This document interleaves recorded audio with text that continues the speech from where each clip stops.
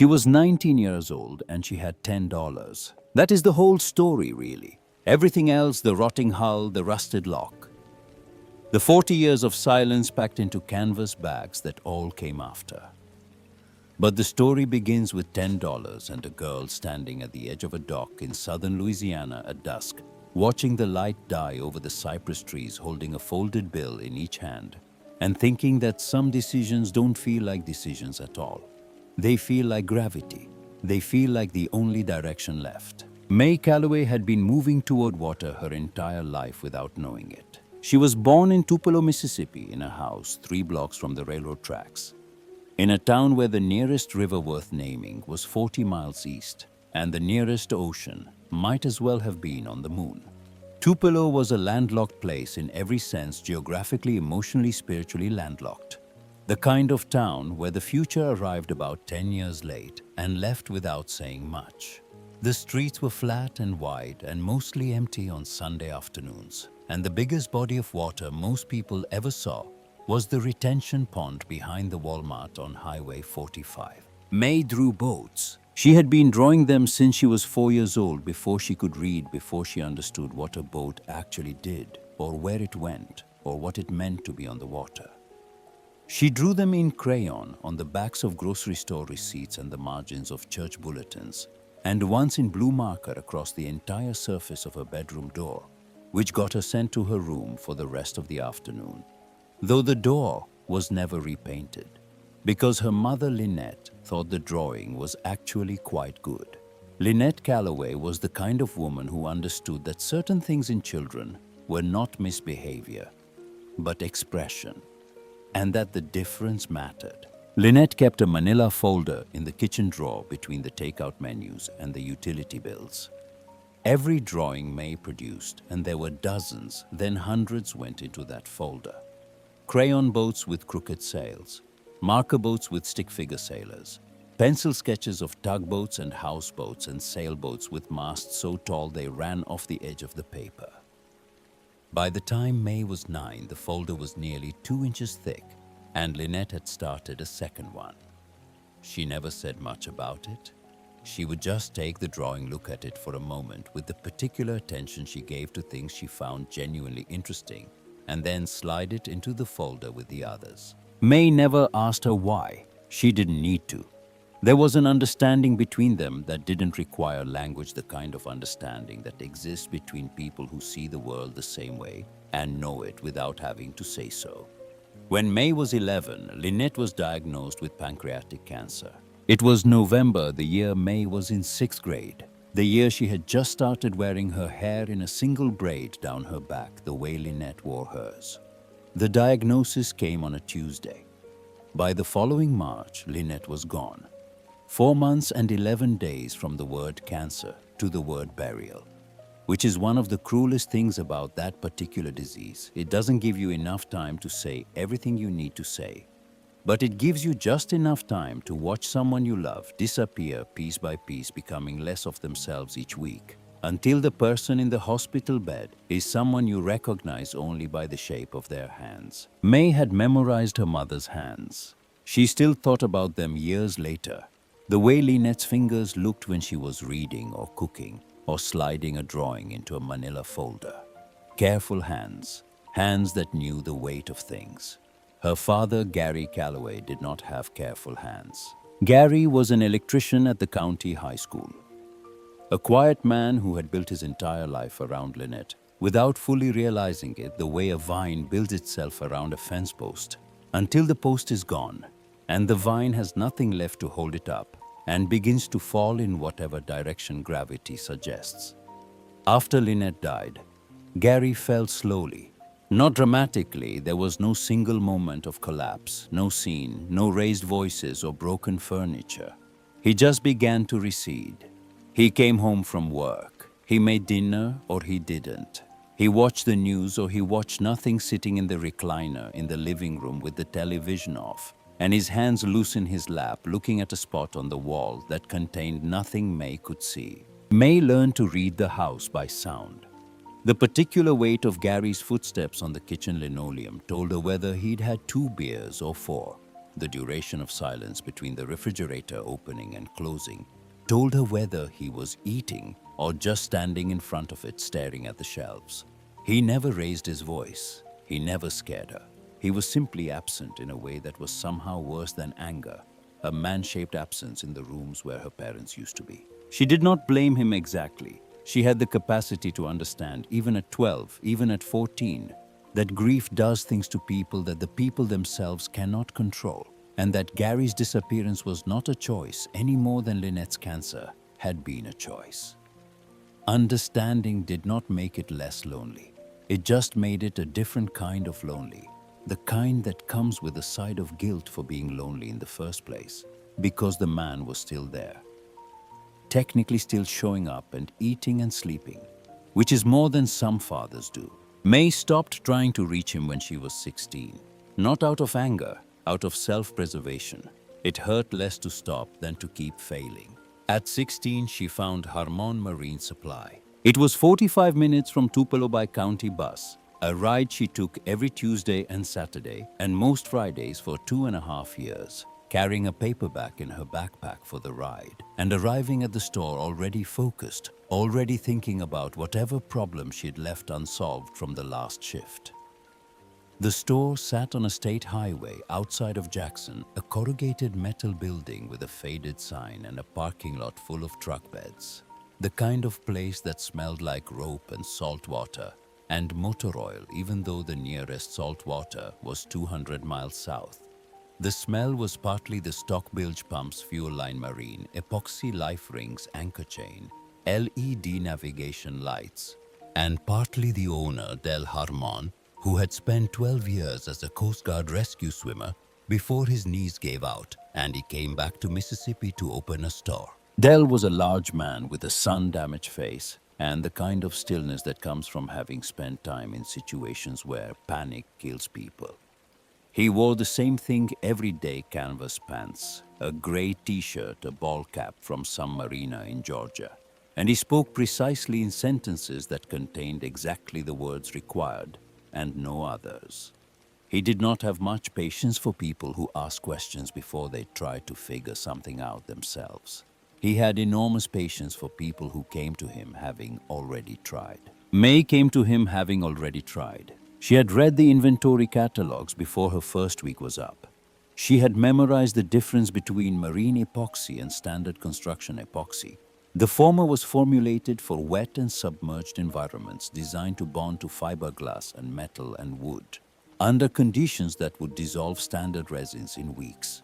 She learned what a stuffing box did, how a bilge pump worked, why the orientation of a through-hull fitting mattered, and under what circumstances a bad through-hull could sink a boat. She learned that on a boat ropes were called lines, and that the distinction was not pedantic, but practical in an emergency when someone needed a bowline. And you handed them a cleat line. The difference in language was the difference between seconds. Del watched all of this with an expression that gave away very little. But May was good at reading people who gave away very little, and she could tell that he was paying attention. He was the kind of man who taught by working alongside you and saying almost nothing, which was precisely the way May learned best. He would correct her once. He would never correct her twice. By the end of the first month, she was handling the parts counter alone on slow afternoons while Del worked in the back. By the end of the third month, she was helping customers diagnose problems over the phone. He told her about his younger brother Reed during a slow Tuesday afternoon in the spring of May's second year when they were reorganizing the fastener inventory. The store was empty, except for the two of them, and the radio in the back playing something country and low.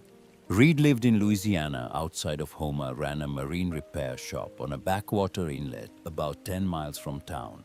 Good mechanic, better than Del, though Del would not say that directly. If you ever needed to disappear somewhere that made sense, Del said, not looking at her, his hands moving through a box of stainless screws by size. Reed's place would be the kind of somewhere. May didn't say anything. She noted it the way she noted things she wasn't sure what to do with carefully, in a place where she could find it again. She had been saving since her first paycheck, Not toward anything specific, not with a plan. She simply understood with the practical certainty that had always been her primary mode of operating. That money in a container was better than money in a wallet.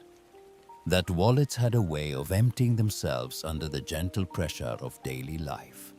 She used a coffee can, the same brand her mother had bought, a red Folgers can that still smelled faintly of grounds. Even after she washed it, a smell she found reassuring in a way she couldn't explain. She kept it in the back of her closet behind her winter boots. By the end of her first year at Harmon Marine, she had $430 in the can. By the end of the second year, she had $880.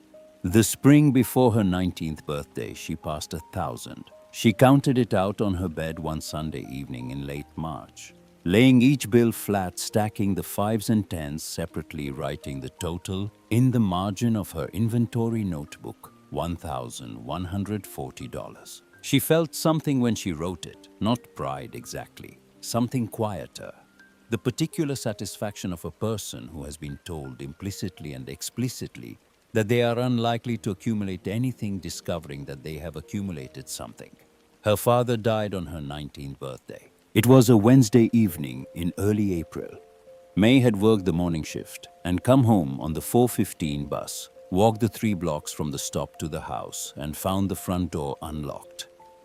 The way it always was, and the television on in the living room, and Gary sitting in his recliner with his hands in his lap and his eyes open, and a stillness about him that was different from his usual stillness. Because his usual stillness was the stillness of someone who had retreated very far inside themselves. And this was the stillness of an absence with no inside left. The county medical examiner said cardiac arrest. He was 54 years old.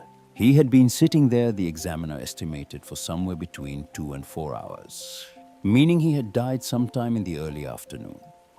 In the particular silence of the house with the television on, and May at work, which was either terrible or merciful, depending on how you looked at it, and May in the days that followed looked at it both ways many times. She called 911. She answered the questions. She signed the forms. She sat on the porch steps while the paramedics went in and out, and she watched a mockingbird in the oak tree at the edge of the yard go through a sequence of calls. Cardinal Blue Jay, something she didn't recognize, back to Cardinal, repeating the sequence without variation, as though it was practicing for something. The grief she felt was not simple. It was layered, and the layers didn't all feel like grief. Some felt like relief. Some felt like guilt about the relief. Some felt like anger at a man who was no longer present to receive it. Some felt like a sadness so deep and structural, it was less like an emotion and more like a geological feature. She had been grieving Gary Calloway since she was 12 years old.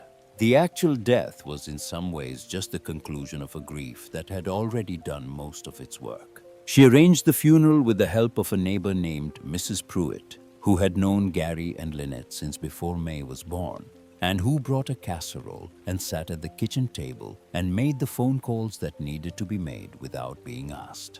14 people came to the service. May paid for it with $312 from the coffee can, supplemented by a small amount from Gary's checking account, which contained less than May had expected. She kept the wool fishing sweater she found in his closet. She had never seen him wear it, but it smelled like cedar and machine oil, like something he had been planning to need someday. She kept the framed photograph from the hallway, Gary and Lynette in 1998 at some lake. She didn't recognize both of them, squinting into the sun and laughing at something outside the frame. Everything else went to Goodwill in 2 boxes and a garbage bag. The landlord, Mr. Delacroix, came by 3 days after the funeral. He was not unkind. He explained that the lease had been in Gary's name, that the property was part of a family estate dispute that had been waiting for this particular tenant situation to resolve, and that the rent was paid through the end of the month, and he was sorry for her loss, and he thought 30 days was fair. May said 30 days was fair. She had expected it. She had been half expecting it since she was 17, the way you expect something you hope won't happen, but prepare for anyway. She spent the following week sorting and packing and cleaning the house with the thoroughness of someone who understands that leaving a place correctly is its own kind of closure. She scrubbed the kitchen. She patched the hole in the bathroom wall where a towel rack had pulled loose. She touched up the paint in the hallway with the leftover white her father had kept in the garage. She did this not for Mr. Delacroix, but for herself because she had learned from watching her mother that the way you leave a place says something about the way you carry it. On her last evening in the house, she sat at the kitchen table and opened the drawer between the takeout menus and the utility bills. The two manila folders were still there. She had forgotten somehow that they would be. She sat very still for a moment, and then she took the folders out and opened them on the table. There were more drawings than she remembered. At least 200, maybe more, spanning from the clumsy crayon sketches of a 4-year-old to the careful pencil renderings she'd been making at 15 and 16, after Dell had started teaching her about hull design. Boats of every kind, boats that made no structural sense, boats that were surprisingly accurate for a child with no reference material, boats that were clearly just the idea of a boat. A shape that meant safety, that meant motion, that meant somewhere else. Her mother had kept everyone. May looked at them for a long time. Then she took the best 12 and put them in a flat envelope that she slid into the outer pocket of her backpack. She put the rest of the folder on top of the Goodwill pile. She didn't know if that was the right thing to do. She did know that 12 felt like enough, and that carrying all of them would have been carrying something too heavy to move forward with. The morning the lease ended, she walked out of the house at 8:15 with a backpack and a duffel bag and the coffee can in her left hand. She pulled the door closed behind her and stood on the porch for a moment, one hand still on the doorknob looking at the street. The mockingbird was back in the oak tree. It was doing cardinal again. She let go of the doorknob. The bus to Jackson left at 9:15. The bus from Jackson to Baton Rouge left at 11:40. May sat in the Jackson terminal with her bags between her feet and the coffee can in her lap and looked at the departures board for a long time. She had $1,128 in the cans at $1,140 she'd counted on her bed in March, minus the $12 she'd contributed toward the flowers for Gary's service. She had no job lined up and no place to stay and no plan that extended beyond the next 48 hours. She took out her phone and opened the photo roll and scrolled back to a picture she had taken 2 years ago, a candid shot of her mother she had found tucked inside a library book when she was cleaning out the house.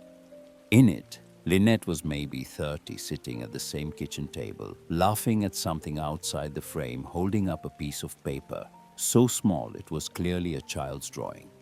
You couldn't see the drawing itself, but Lynette's expression left no question about what she thought of it. May looked at that photograph for a long time in the Jackson bus terminal. Then she bought a ticket to Baton Rouge with a connection to Houma, Louisiana, because Del Harmon had said more than once, and in that precise way of his, that if she ever needed to disappear somewhere that made sense, his brother Reed was the kind of somewhere.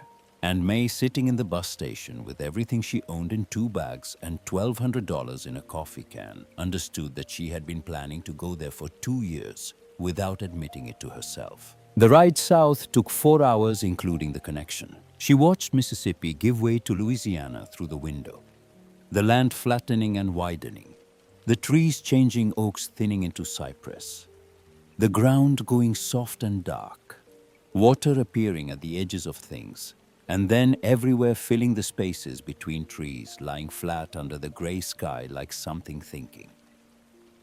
Spanish moss hung from the cypress limbs in long gray curtains that moved in the warm air coming off the water. The light was different here, not brighter exactly, but wetter, filtered through the moisture that hung in the atmosphere like a curtain of its own, turning everything gold and green and slow. May pressed her forehead against the glass and felt something she couldn't name settle in her chest. She had never been to Louisiana. She had never been south of Jackson. But this landscape felt less like a new place and more like a place she had been approximating her entire life, the place on the other side of all those crayon drawings. Reed Harmon was waiting at the Homer bus terminal in a dented Ford F250 with the driver's window down and one elbow resting on the door in the early evening heat. He looked exactly like Dell. The same wide-set eyes, the same economy of expression, the same quality of stillness. But where Dell's face was clean-shaven and precise, Reed's was covered in a short dark beard going gray at the jaw, and where Dell always looked like he was preparing to say something, Reed looked like he had already decided not to. He nodded when May climbed in. The truck smelled like motor oil and river mud, and the particular sweet salt smell that May associated with the Harmon Marine stockroom, which meant it was the smell of work, the smell of things that existed to keep other things functioning. And she found it immediately and completely familiar. Reed drove with the easy looseness of someone who had made the same route enough times that his hands knew where to go without consulting the rest of him. He didn't ask how the trip was. He didn't ask about Dell. He drove south and west out of Homer through streets lined with live oaks and into a landscape that grew progressively darker and more waterlogged. The road, narrowing the trees, pressing closer, the inlets and channels appearing on both sides with increasing frequency, until May had the sense of driving across something that wasn't quite land and wasn't quite water, but was negotiating between the two on terms it had worked out long ago. The shop was a wide-open wooden structure with a corrugated metal roof set back from a narrow backwater inlet at the end of a gravel road. 3 bare bulbs hung from the ceiling on long cords and threw yellow light across the concrete floor, and the collection of outboard motors arranged along the south wall in various states of disassembly. A dock extended from the back of the property into the inlet, and along the dock tied with weathered lines were a shallow draft fishing skiff, an aluminum john boat, a cabin cruiser with weeds growing along its waterline, and at the very end, floating low and listing perhaps 2 degrees to port, an old houseboat. Reed stopped at the dock's edge and pointed. That one belonged to Calvin Broussard, died last year. No family they could find, not after 14 months of looking. Slip fees come to $10 even. Dell said you might be looking for something. May walked to the end of the dock. The houseboat was about 30 feet long, maybe 8 feet of beam. The hull was steel-painted white, originally now a landscape of rust and bare metal, and the ghost of paint. The cabin sat on top of the hull, a flat-roofed wooden box with peeling turquoise paint and 2 small windows per side, and a weathered wooden door facing the dock. An old life ring hung crooked on the port railing. The rope frayed to a single strand. The whole boat sat low in the water, pulled down by whatever was inside it, and whatever water had seeped through the hull over years of neglect. May stood at the dock's edge and looked at the boat for a long time. She could see the rust. She could see the soft spots in the cabin wood, where moisture had gotten in and started its slow conversion of structure into nothing. She could see the list, which meant bilge water or worse. She could also see the lines. The hull's entry was clean, a long flat bow designed for slow water, for the kind of travel that wasn't travel at all. But the decision to be in one place without being fixed to it. The cabin was proportional. The overall shape was low and honest, and not trying to be anything other than what it was, a place to live on the water, designed with the understanding that the water would always be the point. How much? May asked. $10. The marina was going to sell her for scrap. I told them to hold it. May opened the coffee can. She counted 10 $1 bills into Reed's open palm without speaking. He looked at the money. He looked at her. You know how to caulk a seam? Yes. Marine epoxy. You know the mix ratio for thickened epoxy. 5 parts base to 1 part hardener for fairing, 3-to-1 for structural feel. West system or system 3 depending on the working temperature. Reed was quiet for a moment. Dell said you knew your stuff. I didn't fully believe him. He handed her a key, a small brass key on a ring with a cork float. The kind of key used on a boat specifically so you could find it if you dropped it in the water. Sleep on it tonight. We start in the morning. May stepped onto the boat as the sun went down behind the cypress trees, and the bayou turned 100 shades of amber and gold. the water holding the colors. The way still water holds things completely without distortion, until the light changes and then letting go of all of it at once. The deck flexed under her feet, not alarmingly, just enough to remind her that she was standing on something that floated, that existed in negotiation with the water below it, rather than in opposition to it. She unlocked the cabin door and pushed it open and stood in the doorway. The cabin was small, 10 feet by 12 maybe. The built-in bunk against the starboard wall had a mattress so far gone, it had returned to something more like compost than foam. The galley on the port side had a propane stove so corroded that the burner knobs had fused into a single unit of rust. 2 folding chairs, a small table, cabinets along the walls with doors swollen shut from humidity. A ceiling low enough that May at 5 feet 6 could reach it with her palm flat. The air was heavy with mildew and the particular sweetness of water-damaged wood that has had enough time to move past damage into something like acceptance. Somewhere in the walls, a seam was letting in the smell of the bayou mud and cypress resin and the organic warmth of standing water that had been standing long enough to develop its own ecology. May set her backpack on the table. She set the coffee can beside it. She turned slowly in the center of the cabin and let herself feel the boat moving under her. The barely there rocking of a vessel at rest, responding to the minute disturbances of the water breathing with the bayou. Something happened in her chest. Not a dramatic thing. More like a door somewhere she hadn't known there was a door opening a crack. The specific dimensions of the cabin, too small to be comfortable in any conventional sense. Just the right size to be entirely within reach of everything, felt familiar in a way that had nothing to do with having been there before. The quality of light through the small windows was green, gold, and watery. The light of a place that exists in permanent negotiation with the things that grow in and around it. And it was nothing like the light in Tupelo and everything like the light in those crayon drawings her mother had kept in a manila folder in the kitchen drawer. Her mother had seen this. Lynette had understood before May understood herself that her daughter was moving toward water. She had kept the evidence. She had kept all of it, every single drawing, 200 plus pieces of paper that amounted to a map of a direction May had been traveling her entire life without knowing she was traveling. May sat down on the rotted bunk frame and looked at the cabin in the last of the evening light and let herself sit inside the strange specific weight of being exactly where she was supposed to be without having had any plan to get there. Outside, the bayou filled with sound as the dark came in. Frogs in enormous chorus layered an intricate calling from every direction at once. Owls low in the cypresses. The slow lap of water against the steel hull, a rhythm so patient and regular that it was less like a sound and more like a tempo, the underlying beat of everything else. Once a loud splash, very close, the kind of sound that could be a large fish or could be something watching from the bank. And May, listening, decided not to investigate the distinction and found that she was smiling. She slept on the floor in a sleeping bag that night with the rotted mattress shoved against the wall and the coffee can on the deck beside her head. The boards under the sleeping bag were gritty with old dirt but solid. The deck was still good, the steel beneath it still true.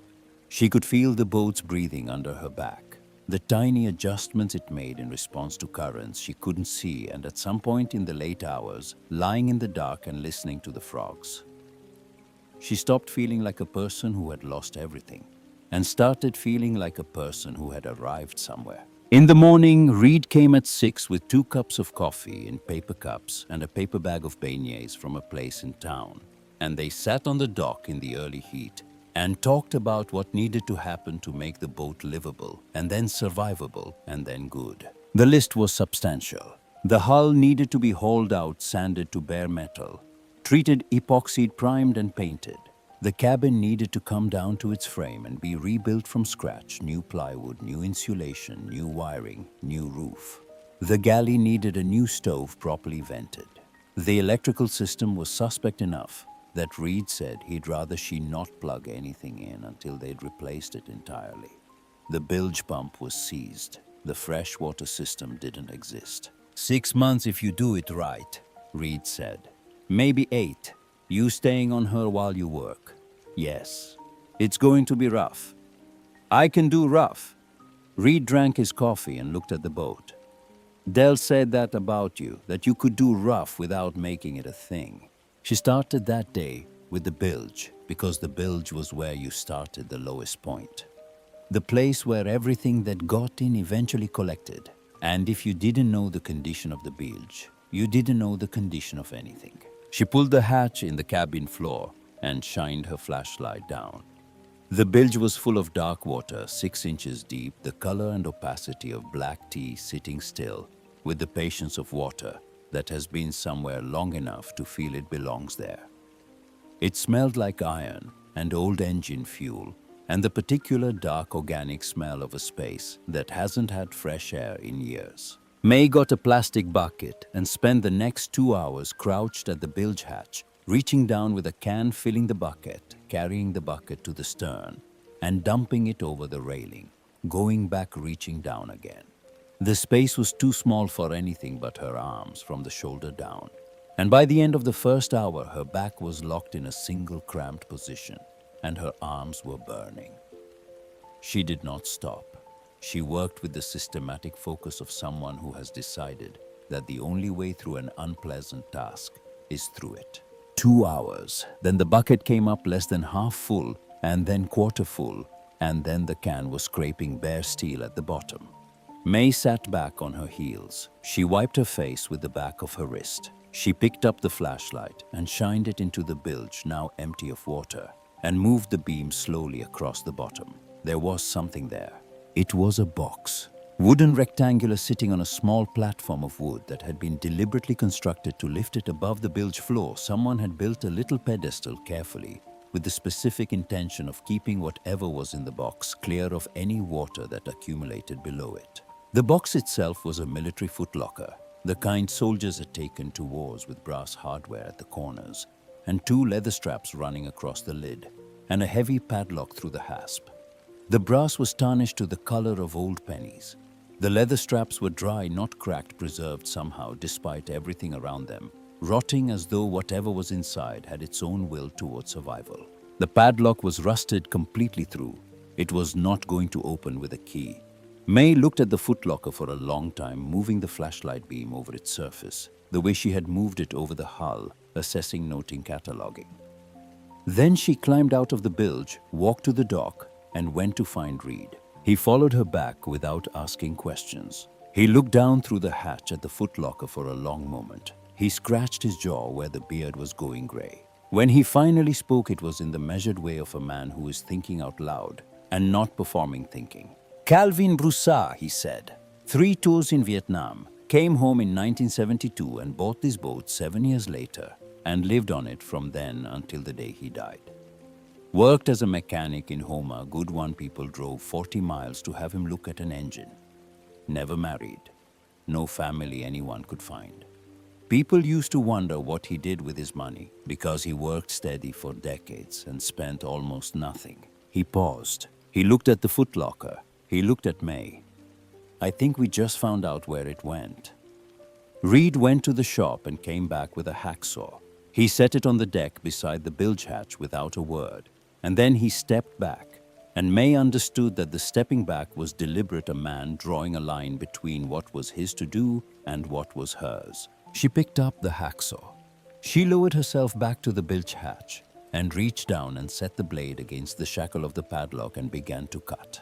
The rust had eaten through most of the metal's integrity, and the blade moved faster than she expected, the shackle parting in 2 strokes with a sound like a dry branch snapping. The lock fell to the bilge floor with a dull clank that the steel hull amplified into something bigger than itself. Together they lifted the footlocker out through the hatch. It was heavier than its size, suggested the weight distributed evenly in a way that meant the contents were dense and numerous and packed with care. They set it on the cabin floor, and May knelt in front of it and unbuckled the leather straps. They were stiff but intact, the brass buckles grinding but functional, and lifted the lid. The smell that came up was dry and mineral old canvas, and the faint metallic scent of aged silver. A smell with no moisture in it, which meant whoever had packed this box had understood that moisture was the enemy of preservation, that whatever they were putting away they intended to keep. Inside, wrapped in oilcloth folded neatly at the edges, were rows of small canvas bags. Each one was tied with a length of plain cotton twine and bore a paper tag the size of a luggage label. The year written on it in faded ink, a careful hand. Someone who had practiced writing numbers the way some people practice signatures, wanting them to be legible decades later. The earliest tag read 1979. May lifted the bag and felt its weight shift, dense, coin-heavy, the particular gravity of silver that has been still for a long time. She untied the twine and opened the bag and tipped a portion of the contents into her palm.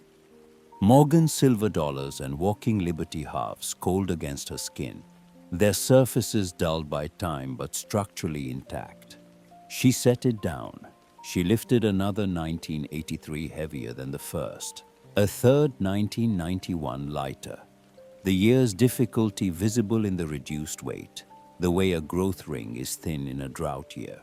She worked through the bags in sequence, not opening all of them, but lifting each one, reading the year, feeling the weight. Some years were thin. Some were dense enough that the seams of the canvas strained slightly.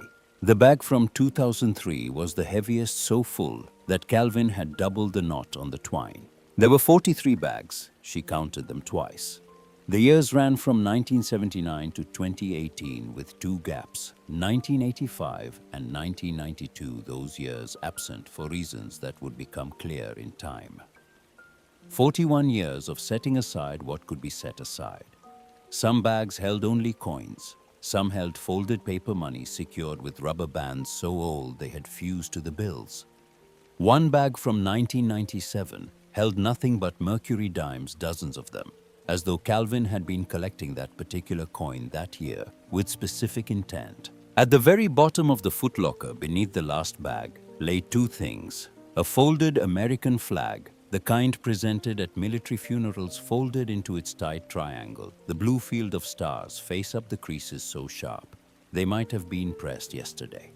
And a sealed envelope, the paper slightly yellowed, but the seal intact with two lines written on the front in the same careful hand as the bag tags to whoever finds this. May picked up the envelope. She looked at it for a long moment. Reed was leaning against the cabin door frame, and she could feel him not saying anything in the specific way of a person who understands that some moments are not theirs to fill. She opened the envelope. The letter inside was a single page written on both sides in the same precise hand. The letters small and evenly spaced, the lines straight without the aid of ruling, the writing of a man who had learned penmanship at a time when penmanship was taught as a discipline. My name is Calvin Broussard. I was born in Cocodrie, Louisiana in 1948. I served in the United States Marines from 1966 to 1972. I came home with a head full of things I could not put down, and the only place I found where I could put them down, even partway, was on this boat on this water, where it was quiet enough to hear myself think and small enough to manage. I bought this boat in 1979 for $400. I have lived on it every year since. Every year I saved what I could in a bag with the year on it because I needed to see the time go by in some form I could hold. And this was the form that made sense to me. I do not have family. The men I served with are mostly gone. There is no one I can leave this to, which I have thought about for longer than I'd like to admit. But I refuse to let it disappear into nothing. A life should leave a mark somewhere, even a small one, even one that only one person ever sees. If you found this footlocker, you came onto my boat for a reason. Maybe you needed somewhere to be. Maybe you were trying to build something. Maybe you were lost in the specific way that has nothing to do with directions. I was all of those things, and I was them for a long time. I hope this helps. The boat is a good one. She has carried me a long way without ever leaving her sleep. Some boats do that. Some lives are like that too. Take care of her. Calvin Broussard, May 2018. May read it twice. The second time more slowly, the way you read something when the first reading has already changed the ground you're standing on, and you need to read it again to find your footing. Then she folded it along its original creases and slid it back into the envelope and held the envelope in both hands and looked at the space in front of her, without focusing on anything in it. Reed let the silence run its full length, then carefully. "We need to call Marcy Fowler before you do anything else with any of this." Marcy Fowler was a property and estates attorney in Houma, who had an office above a hardware store on Main Street and a reputation for being the kind of lawyer who told you what was actually true rather than what you wanted to hear, which was the only kind worth paying for. She drove out to the dock that same afternoon, a woman in her late 40s with short graying hair and the focused expression of someone whose professional life had trained her to locate the relevant facts in a situation quickly and organize them before speaking. She looked at the Footlocker. She looked at the bags. She read Calvin's letter standing at the cabin table, then read it again sitting down. She asked May 3 questions: when she had purchased the boat, from whom, and whether she had a bill of sale. And when May produced the handwritten slip Reed had given her, Marcy studied it and set it on the table beside the letter. "Here is what's true." Marcy said, her voice the verbal equivalent of her expression, focused, organized, free of performance. "Calvin Broussard died without a will and without designated beneficiaries. His estate went into probate. The parish made the required efforts to locate next of kin for 14 months. No one came forward. His identified assets were classified as unclaimed property. The boat was sold to satisfy the outstanding slip fees. You purchased it through that process with the appropriate documentation." She paused. The contents of the boat discovered post-purchase are a more nuanced question. But the letter constitutes a clear statement of intent from the decedent, directing the contents to whoever came into possession of the vessel. Combined with the exhausted probate process and the valid sale documentation, you have a defensible claim. We file a formal declaration of discovered property with the parish. We wait 90 days. If no creditor or heir appears, and given the 14-month probate search, that probability is low, the assets are formally yours. May looked at her. 90 days. 90 days, Marcy confirmed. "In the meantime, I'd recommend not spending any of it." May looked at the Footlocker, at the 43 bags arranged in their rows, at the folded flag and the envelope. 90 days. The boat needed 8 months of work. She had $1,116 left in her coffee can. 90 days was not a problem in terms of the timeline. It was a problem in terms of the weight. 90 days of living with the knowledge of what was in the Footlocker, without being able to regard it as hers, without being able to plan around it, without being able to feel settled in something that might still be taken away. She had lived with uncertainty before. She was good at it. It was still uncertainty. That night, she lay in her sleeping bag and looked at the ceiling and thought about Calvin Broussard. She tried to construct him from the things she knew. A Marine who had come back from a war that the country had spent 50 years arguing about. A mechanic. A man who saved silver dollars in canvas bags because he needed to see his time go by in a form he could hold.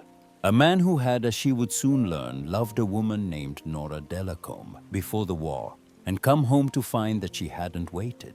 That last piece came from Pell Arsenault, who arrived at the dock on a Sunday afternoon 2 weeks after May had moved in without announcement and stood at the end of the dock, looking at the boat for a long time before he said anything. Pell was in his 80s, a retired tugboat captain, who moved with the deliberate economy of someone who has learned to conserve everything, including motion. He had known Calvin since they were boys in Cocodrie. He had come to see who had the boat. He looked at May the way old men sometimes look at young women who are doing unexpected things, not dismissive, not surprised exactly, but recalibrating. Then he sat down on the dock, his legs hanging over the edge, and told her about Nora. She had been Calvin's since high school. The kind of knowing that calcifies into certainty before either person is old enough to understand what certainty costs. He had bought a ring in 1970 before his second deployment. When he shipped out again, she gave it back. She had waited through the first tour and decided she could not wait through a second, which was a decision Pell said he did not judge because he had known men who came back from that war, broken in ways that their families spent the rest of their lives managing. and Nora had been 22 and had not signed up for that. Calvin never married. He came back in 1972 and bought the boat in 1979 and kept the ring. Pell knew this because Calvin had told him once in the specific way of a man who mentions a thing once because it needs to be said and never mentions it again, because saying it once was already more than he intended. May thought about the ring while she worked in the days that followed. She had found it 3 days after moving in the narrow drawer of the galley table that she had forced open with a flathead screwdriver. The drawer had swollen shut from humidity and hadn't opened in years. Inside was the ring, a simple band of silver, and a piece of paper folded to the size of a playing card on which Calvin had written in his careful hand, "I should have given this to her. I never did." She put it in a small tin she was using to collect the things that seemed like they needed to be kept, but whose purpose was not yet clear, the ring. A photograph of 2 young men in uniform she'd found tucked behind a cabinet panel. A newspaper page from 1983 she discovered inside the cabin wall when she started pulling out the old insulation folded once and pressed flat between the sheathing and the vapor barrier, like a time capsule someone had placed there without declaring it as such. She pulled the cabin apart in the 3rd week of May. The work was loud and destructive in the way that the first phase of any serious restoration is. You had to be willing to wreck things before you could fix them, to pull out everything that was compromised before you could understand what was sound. She stripped the cabin to its frame in 4 days, tearing out the rotted plywood walls in chunks, cutting away the corroded wiring, working through insulation that had gone from functional to something that now resembled gray moss. She filled 3 large contractor bags with material that had crossed the line from degraded to dangerous. And when the cabin was stripped down to bare steel deck and wooden frame, she stood inside the skeleton of it and felt the Gulf warm air moving through from every direction and understood that she was standing inside the bones of a life someone had built here, the actual physical structure of 40 years of choosing to stay. When she hauled the boat out in the first week of June, Reed operating the winch system he'd built in the yard, the boat coming slowly up onto wooden blocks with a sound like a slow exhalation, and walked around the bare hull in the morning light, she found the initials. They were on the bow port side, low on the hull, near the waterline, scratched into the steel with something sharp, a nail maybe or a knife point. CB and ND and the year 1971 cut beneath them. The letters were small, not meant to be seen from the dock, meant to be seen by someone who was close to the hull and looking. Calvin had scratched them here after he bought the boat in 1979. She understood marking the steel with a name that no longer belonged to his present, only to the part of him that had decided to carry it forward anyway. The way you mark a wall to record a height, because the marking is less about the measurement and more about refusing to let the moment go unwitnessed. Reed came around the bow and looked at the initials. ND, that's Nora Delacombe. Pell would know if she's still around. Pell knew Nora had died in 2009 in Shreveport. She had married and had 2 daughters and had lived a long life, which was the right thing to have done, and did not make Calvin's carrying of her any less real. One of the daughters, the younger one, Diane, was still alive, living in Baton Rouge. May filed this information in the space where she kept things she wasn't ready to act on, but wasn't willing to lose. She sanded the hull over 14 days. Power sander, foam ear protection, a respirator, and the particular discipline of someone who has decided that the work is the thing and everything else. The aching shoulders, the ringing ears, the greet that worked itself into every surface is simply the texture of the work. Not a separate problem. The rust came off in brown clouds. The bare steel underneath was silver in the morning light and bronze by afternoon. And watching it emerge from the rust felt like watching something that had been waiting a long time to be seen again. She treated the rust bits with phosphoric acid, converting the remaining oxidation to iron phosphate, stable, no longer aggressive, no longer eating. Then she applied marine epoxy to the structural repairs, building up the damaged sections layer by layer, feathering the edges the way Reed showed her, working the material to a consistency that held its shape without sagging.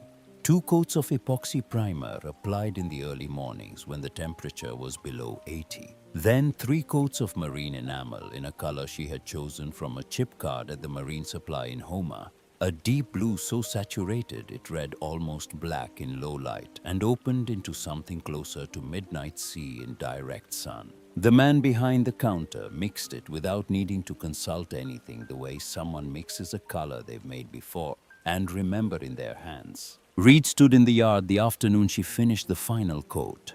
He walked around the hull, once slowly, not speaking. Then he stopped and looked at the bow and said, "I have been working on boats for 35 years, and I have never seen a first-time hull job come out like that." He didn't elaborate. May understood that the absence of elaboration was itself the point. The cabin took longer. She rebuilt the walls with marine plywood sheathed in cedar, insulating each cavity with closed-cell spray foam before closing up the panels. New windows larger than the originals placed to catch the morning light from the east and the evening light from the west, so the interior would always have the quality of light that corresponded to the time of day.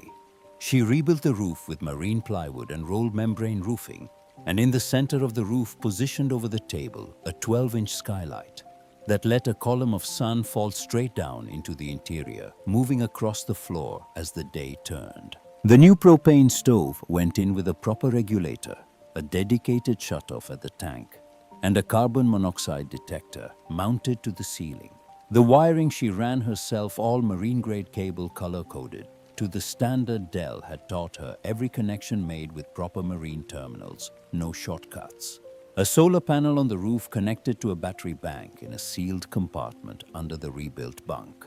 A 30-gallon freshwater tank under the forward sole fed by a deck fill and pumped to the galley sink by a foot-operated hand pump. She built the furniture herself from cedar and pine.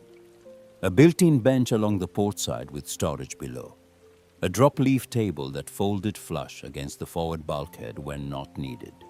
The bunk in the bow built to her dimensions exactly with 4 drawers beneath it on full extension slides, and bookshelves on every available wall. She had been acquiring books since the second week, filling the shelves methodically. Marine engineering references, field guides to bayou birds and plants and fish. A complete set of Conrad she found in a box outside a house on the way back from town one afternoon. A worn paperback of Moby Dick that had belonged to her mother. The name Lynette Calloway, written inside the front cover in blue ink in a handwriting May knew better than her own. She kept Calvin's Footlocker. She cleaned the brass corners and oiled the leather straps until they were supple again, and slid the footlocker under the bunk, where she could see the brass corners when she made the bed in the morning. Inside, she kept the folded flag, Calvin's letter in its envelope, and the 1979 bag, the first year, empty now but present, a record of where it had started. Adeline Fontenot started bringing gumbo on Fridays about 6 weeks after May arrived, driving out to Reed's dock in a pickup with a cooler in the bed, and transferring a mason jar from the cooler to May's hands without ceremony, the jar warm from whatever heat the cooler had retained. She was in her 60s, wide-shouldered, with the physical confidence of a woman who regards a kitchen as a domain rather than a room. She refused money every time May offered it. Calvin used to bring me crawfish every Friday for 20 years. I figure I owe the boat something. It was the kind of explanation that required no elaboration. A transaction of obligation running forward in time because the original party was no longer available to receive it. Buddy Trosclair came a few weeks after that. He crawfished the shallow flats north of the inlet, and he showed May how to set traps along the bank below the dock where the water was shallow and the current slow enough that the traps would hold position. Chicken necks for bait. Check them at dawn before the herons work the shallows. Within 3 weeks, she had a reliable supply of crawfish which she boiled in a pot on the new stove with cayenne and lemon, and ate on the rebuilt deck in the evenings, the bayou going gold and purple around her. Pell came back on a Sunday in late July, and they sat on the dock the way they had gotten into the habit, both facing the water the conversation emerging sideways rather than straight on the way some conversations work better. And Pell told her about Dauphin. Calvin had gotten the dog in 1985, which answered the question of the missing savings bag from that year a year, whose resources had gone elsewhere towards something living rather than something stored. A mutt, dark brown with one white ear, half retriever, and half something that had never been catalogued. Calvin had named him after a passage in Mobile Bay for reasons he had not explained. The dog had lived on the boat with him for 14 years and been buried in the cypress grove on the far side of the marina property, under a live oak at the edge of the tree line, with a wooden marker Calvin had made himself. May went looking for it the next morning. She found it in the shadows under the oak. The wooden marker weathered to a gray that matched the Spanish moss hanging from the limbs above it. The carved letters almost invisible. Dauphin 1985 to 1999. She stood there alone for a while. The grove was quiet in the way of places that are genuinely quiet. Not just the absence of noise, but the presence of something else, some accumulated stillness. She thought about Calvin burying his dog here and going back to the boat and continuing to live on it, because continuing to live on things is what you do. It is the only option that does not require stopping. She thought about her father sitting in his recliner and the television on and the particular quality of his stillness. She thought about her mother's hands setting a drawing into a manila folder. She had not cried since the funeral. She cried now standing under the oak in the cypress grove, not for Dauphin specifically, and not for Calvin specifically, and not for anyone specifically, but for all of it at once, for the accumulated weight of people and animals and years and small acts of preservation that do not get witnessed, that happen in private, that only matter because someone decided they mattered. And for the terrifying fragility of that decision, how easily it could have gone the other way, how easily the Footlocker could have gone to the scrapyard with the hull, how easily a drawing made by a 4-year-old could have been thrown away instead of filed. She cried until she was done, and then she walked back to the boat and made coffee and got back to work. The 90 days ended on a Tuesday in early September, the heat still dense and wet, the bayou giving off its late summer steam in the mornings. Marcy Fowler called at 8:15 while May was on the dock drinking coffee and watching a great blue heron work the shallows 20 feet off the port bow, with the focused patience of a creature that has never once in its life been in a hurry. Marcy's voice had the same quality it always had: organized, precise, stripped of anything that wasn't information. No creditor had appeared. No heir had filed. The parish had completed its final review. The assets discovered aboard the vessel were as of that morning legally and formally May's. May thanked her and hung up and sat with the phone in her lap and looked at the heron. The heron did not acknowledge the development. It took one slow step forward in the shallows, its leg lifting and lowering with the deliberate grace of something that understood water resistance, and then it stopped and waited again. She went inside and opened the drawer under the bunk and looked at the footlocker for a while. The brass corners caught the light from the skylight above the column of morning sun that fell directly onto the table, and from there bounced around the cedar paneled interior in warm fragments. The cabin smelled like cedar and coffee and the faint mineral trace of the bayou that came through the open windows on the morning air. She drove Reed's truck into Homer and opened a bank account. The coin dealer from Thibodeau that Reed had called 2 weeks earlier had already assessed the silver content and provided written valuations. The bank's currency specialist worked from those valuations and from the face value of the paper money. He made neat stacks, he ran totals, he checked his work. The final number was $48,200. May signed the deposit forms. She walked out of the bank into the September heat and sat in Reed's truck in the parking lot for 10 minutes without starting the engine. $48,000 was not a fortune. It was not the kind of number that changed the fundamental conditions of her life.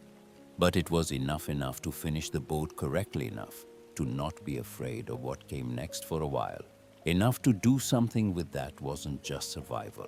She thought about Calvin sitting on the boat every December, or every January pulling out a new canvas bag, writing the year on the tag in his careful hand, putting away what he could. 40 years of small decisions accumulating into something large enough to matter to a person he would never meet. She drove back to the dock. Reed was in the shop working on an outboard when she came back. She stood in the doorway and said, "I want to set aside $5,000 for a fund, apprenticeship grants for young people in the parish who want to learn marine repair. I want it named for Calvin Broussard." Reed set down his tool. He looked at her for a long moment. The specific look of a man deciding whether what he's feeling is surprise or recognition, and settling on recognition. He picked up the paper she had written the details on, read it once, set it back down. "I'll call Marcy." His voice quiet, carrying more weight than the words. He turned back to the engine without another word, which was the most Reed could offer and the most May needed. And she understood that the turned back was not dismissal, but acknowledgement, the gesture of a man who has decided you belong in his vicinity, and therefore no longer needs to watch you prove it. The fund was established 2 weeks later. The first grant went to a 17-year-old from Dulac named Sébastien, who had been coming around Reed's shop for months doing odd jobs in exchange for time near the engines, the kind of persistence that Reed had apparently decided deserved formalization. May didn't make a ceremony of it. She left the check with Reed and let him handle the presentation, because the point was not the presentation. She started working at the shop formally in October, trading labor for slip fees and shop access. The outboard motors in particular came back to her hands quickly. Their systems clean and logical, every component serving a function you could trace from the fuel inlet to the propeller shaft. She had been good at this in theory, learning from Dell's catalogs and patient corrections. She discovered now that she was better at it in practice, that her hands had a diagnostic instinct, that no amount of reading could have produced the ability to locate a problem by sound and feel before the instruments confirmed it. Customers started asking for her by the 3rd month. Reed mentioned this once briefly without looking up from whatever he was working on. "People are asking for you by name." Then he moved on, because information delivered was information complete, and dwelling on it served no structural purpose. The ring stayed in her thoughts through the fall and into winter. It sat in the small tin on the shelf above the bunk, and she was aware of it with the low-grade awareness you have of something unfinished, a task whose execution you haven't yet worked out. She asked Pell more about Nora's daughter Diane in October, and Pell gave her what he knew: Diane Whitfield, living in Baton Rouge, a schoolteacher, early 50s. Pell had met her once at Nora's funeral and described her as a woman with her mother's face and the particular composure of someone who had grown up in a household with things that were not discussed. May called Marcy and asked how to find someone in Baton Rouge.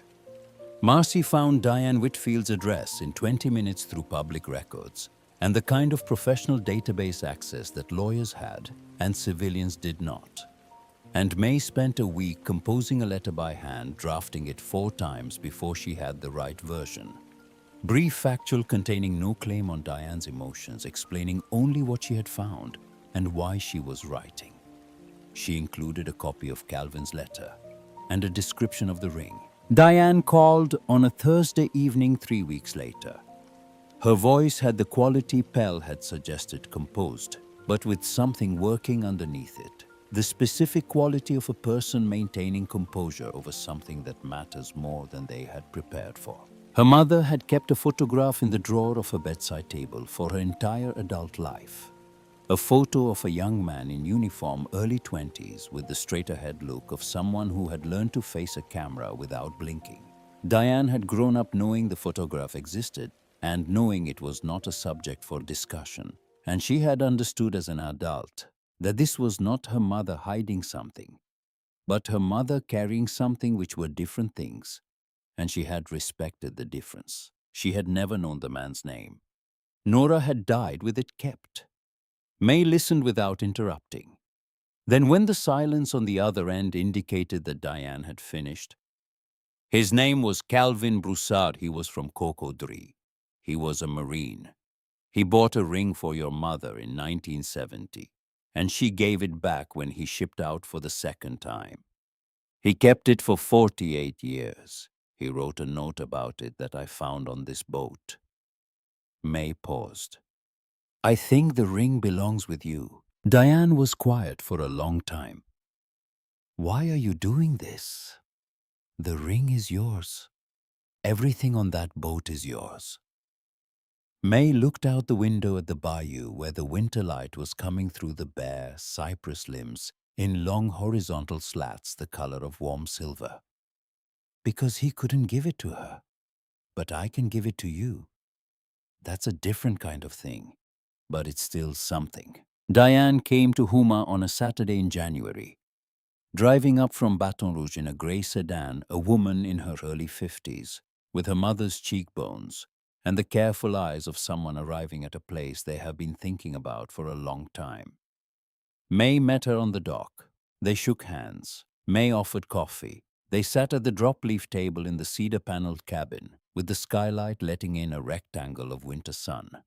And May gave her the ring in the small tin, and Calvin's note, and a copy of the letter, and the photograph of the two young men in uniform, one of them she was now fairly certain from his bearing. And the stillness of his expression was Calvin, at 20-something, before whatever the war had done to his face. Diane held the ring in her palm and looked at it for a long time without speaking. Then she would have wanted to know he was all right. That's what she would have wanted.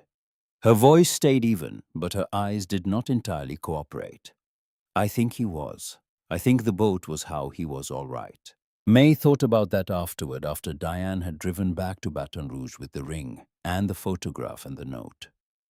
The boat was how he was all right.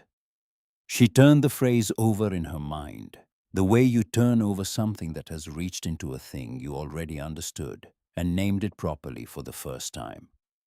Calvin had not been happy in any simple sense. A man who kept a ring for 48 years and scratched initials into the bow of a boat he hadn't yet bought was not a man without grief. But he had been all right. He had found the form that worked for him, the dimensions he could manage, the specific arrangement of water and quiet and purposeful labor in which his particular self could function. She had been doing the same thing without knowing it since she arrived. In February, Reed asked her to take point on a complete system rebuild for a 40-foot cruiser that a man from New Orleans was bringing in for winter work. It was the most complex project she had handled independently. New electrical throughout, new plumbing, engine service, bottom paint, interior work. Reed walked through it with her, once checking her materials list, making 2 corrections and initialing the rest. And then he stepped back and let her run it. She ran it. The work took 6 weeks. The owner came to take delivery on a cold, clear Thursday in early March, a man in his 60s who had owned boats his entire adult life and had the kind of practiced critical eye that notices details you thought were invisible. He walked the boat from stem to stern, opened panels, checked connections, tested systems. And when he was done, he stood on the dock and looked at Reed and said, "Whoever did the electrical on this boat is better than most professionals I've hired." Reed looked at May and said nothing, which was the only thing that needed to be said. One evening in late March, May sat on the deck of the houseboat in the last of the day's warmth and watched the sun go through its nightly negotiation with the cypress tree line. The sky moved through amber into rose, into the particular blue-gray that preceded dark, and the water caught all of it and held it without distortion. The bayou acting as a second sky below the first, so that the boat appeared to float between 2 versions of the same fading light. The Heron stood in the shallows off the port bow, motionless, waiting. She looked at the boat around her, the dark blue hull that had emerged from the rust, the rebuilt cedar cabin, the skylight going translucent in the fading light, the bookshelves visible through the open cabin door. The footlocker she knew was under the bunk, the brass corners catching whatever light reached that far. She thought about Calvin sitting on this same deck, maybe in this same position, watching the same light move across the same water. 2 people years apart arriving at the same 30 feet of steel hull and bayou water, because something in each of them had been oriented this way since before they understood what orientation meant. Calvin with his service behind him, and his grief and his ring, and his canvas bags. May with her mother's drawings and her father's slow disappearance and her coffee can. Different losses, different years, same pull toward the same water. She opened the notebook she had been keeping in the drawer, beneath the bunk, and wrote at the top of a new page, Calvin Broussard was born in Cocodrie, Louisiana in 1948.